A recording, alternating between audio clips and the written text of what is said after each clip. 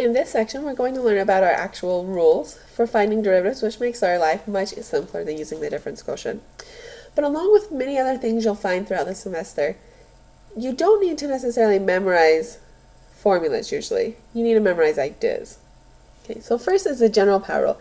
And we already learned this in another section. So if we want to take the derivative of x to the n, you just bring down the power of n and drop your power by 1. Now I think earlier we had an r there instead of an n, but it's the same thing. So in other words, this is the part that I want you to memorize is part that's in the words, not necessarily the formulas, unless that's easier for you. So you bring the power down to multiply the x and then drop your power by 1. So let's find the derivative of x to the fifth. We use this fancy notation. This means take the derivative. So take the derivative of x to the fifth. You bring down that power and it multiplies the x and you drop your power by 1. So 5 minus 1 is 4. We're done. That's the derivative. Okay, find the derivative of the square root of x. So first you have to remember that the square root of x is really x to the power of 1/2. So we want to find the derivative of x to the 1/2. So you bring down the power of 1/2 and multiplies the x and you drop your power by 1. So in your calculator put in 1/2 minus 1 and you get negative 1/2. Now if you prefer you can rewrite this. So it'll be 1/2. X to the negative 1/2, and negative means bring it down to the bottom, and a 1/2 power once again means it's a square root. So you get 1/2 times the square root. Okay, if f of x equals x, find f prime of x. Okay. So to do this, we remember that x can also be written as x1. So f prime of x means find the derivative. So here f of x equals x to the 1. So f prime of x is bring the 1 down, take your x, drop the power by 1. So 1 minus 1 is 0. And now in this case, x to the power of 0 is just 1. So all we're left with is 1. So the derivative of x is 1. Then we have another rule which says, okay, if we have this function f of x, but you put a little c or a constant in front of your function, or a coefficient, you can just pull the c out. So notice the c kind of came out in front of the derivative now, which means you don't even have to worry about taking the derivative of it. So what that really means is just pull the constant out and then find the derivative. So find the derivative of 3x to the fifth. So the derivative of 3x to the fifth, well that 3, I don't have to worry about it. You can just pull it out. Now just find the derivative of x to the fifth,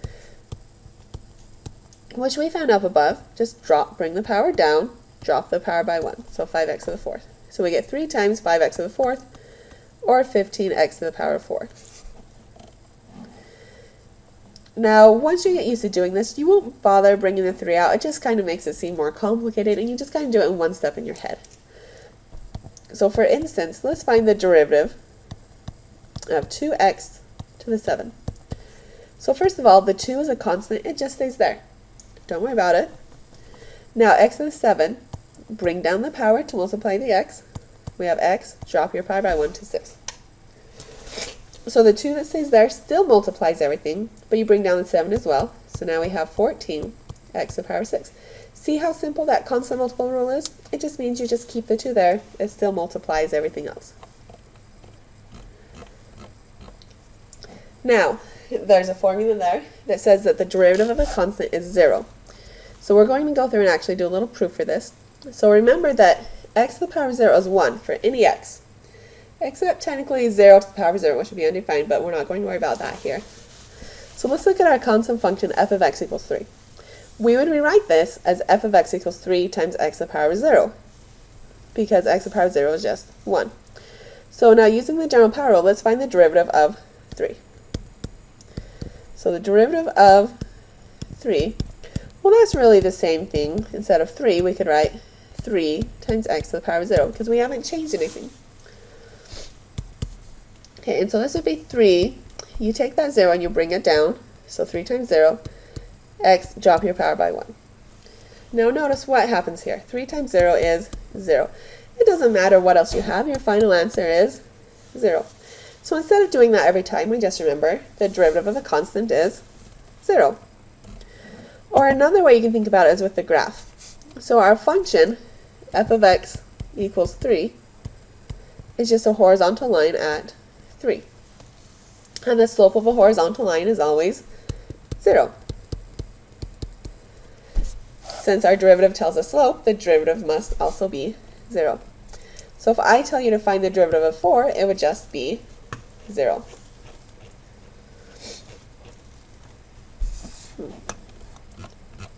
So our next rule, so hopefully you're noticing these rules aren't as difficult to use as they are to look at. Okay, our next one says if you have addition or subtraction, just do the derivative on each part separately.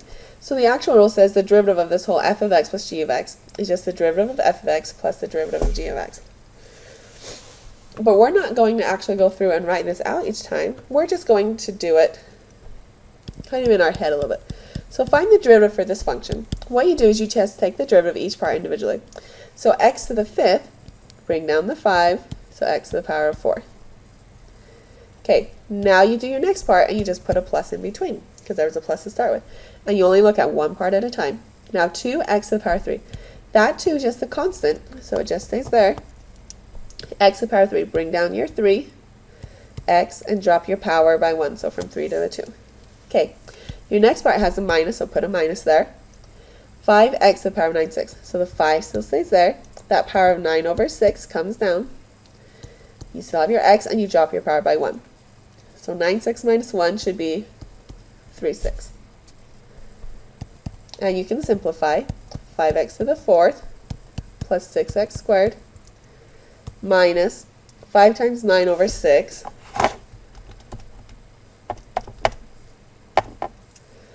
is 15 over 2 x, and x to the 3, 6 is 1/2. And if you want, you can change x to the 1/2 to a square root. So again, very simple. You don't have to actually really worry about the rule. Just when you see a plus, write a plus. When you see a minus, write a minus. And do each part individually. Okay. Now, if f of x equals 6x to the power of 14 minus 5, let's find f prime of x. So we have this 6x to the 14. Let's do just that part. So 6, bring down your power of 14, drop your power by 1. So from 14 to 13. Minus, now 5 is just a constant, right? The derivative of the constant is 0. So we just have 6 times 14, or 84x to the power of 13. Okay. Example 9. Now sometimes in your textbook, or as you go through your poems, you might find something less complicated like this. H of x is 3 minus x times x plus 2. Notice I did write an h here. That doesn't matter if it's an f of x or an h of x. We do the exact same thing. But I do have this multiplication here. And you don't have anything that tells you what to do with a multiplication. Although we do learn that later, but not for another couple chapters. So how would you find the derivative? None of our rules are going to work. So what you're going to do is you'll simplify h of x first. So h of x is 3 minus x times x plus 2. Go ahead and multiply that out. Do your foiling. And so 3x plus 6 minus x squared minus 2x gives me negative x plus 6. So if h of x really simplifies to negative x squared plus x plus 6, let's find the derivative. H prime of x. So you just look at each part one at a time. So negative x squared would be negative 2x to the power of 1 plus the derivative of x we found up above, that's just 1 plus 6. The derivative of 6, that's a constant, so just 0. So negative 2x plus 1. And finally, our general power rule. Actually, before we do that, I don't know if we had enough examples of something like this. So let's do one more example. Example 10, let's say g of x equals 5x. Find g prime of x. Now eventually you'll get to the point you'll just look at this and say 5 right off the top. But if you're not there yet, 5 to the power of x, you don't see a power up here. So what power is there if you don't see a power? If you don't see a power, it's to the power of 1. So g prime of x, you say, okay, the 5 stays there. We bring down the power of 1, x, and you drop your power by 1 to 0. Now x to the power of 0 is just 1, so you just have 5 times 1 times 1, which is just 5. So again, eventually you'll just get to the point, you look at it, you say 5, but until then, If you don't see a power, remember the power is 1.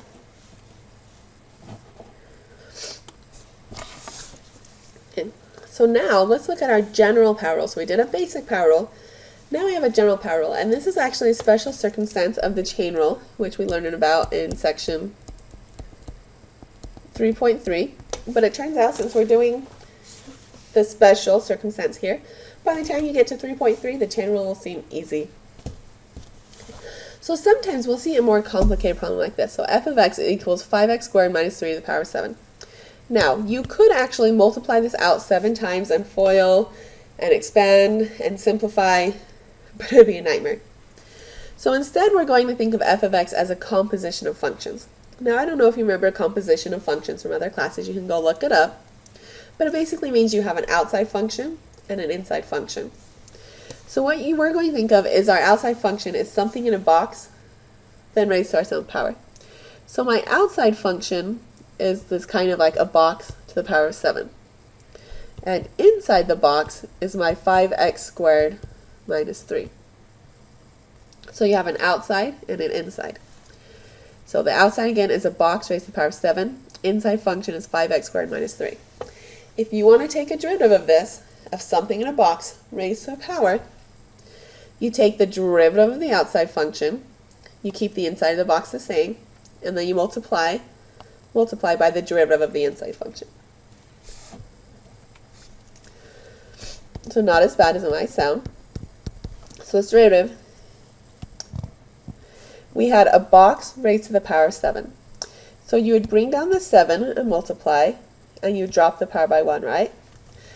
Because if this was just x to the power of 7, or let's write it this way, the derivative of x to the power of 7 is just 7x to the power of 6, right?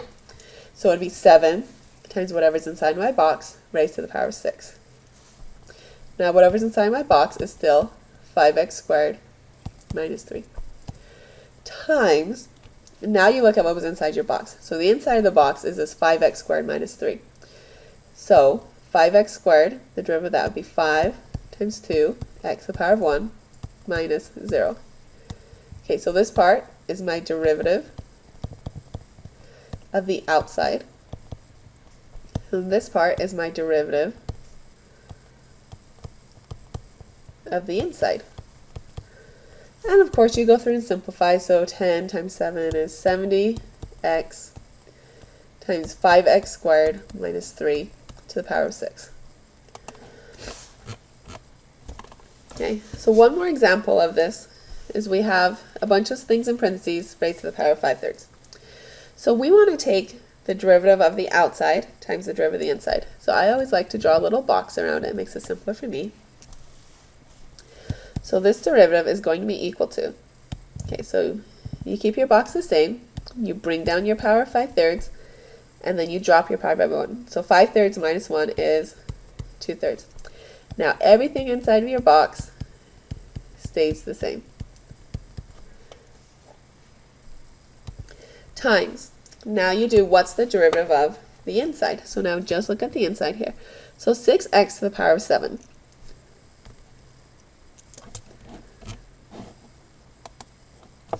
So 6x to the power of 7. Sorry, keep doing that.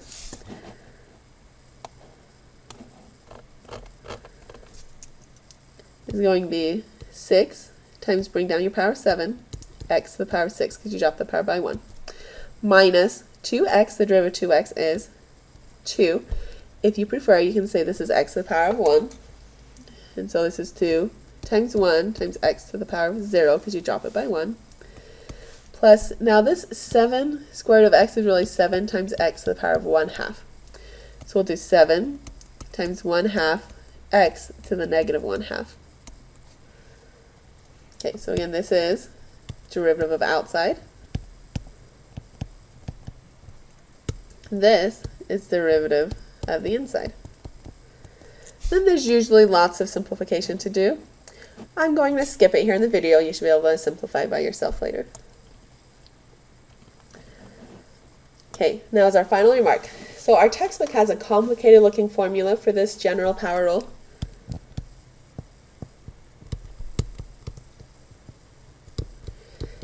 And you can memorize it if you want. You can try and figure it out if you want, but I wouldn't. Just memorize the general power rule, or the chain rule says times the derivative of the outside times the derivative of the inside. Much simpler than trying to figure that out every time.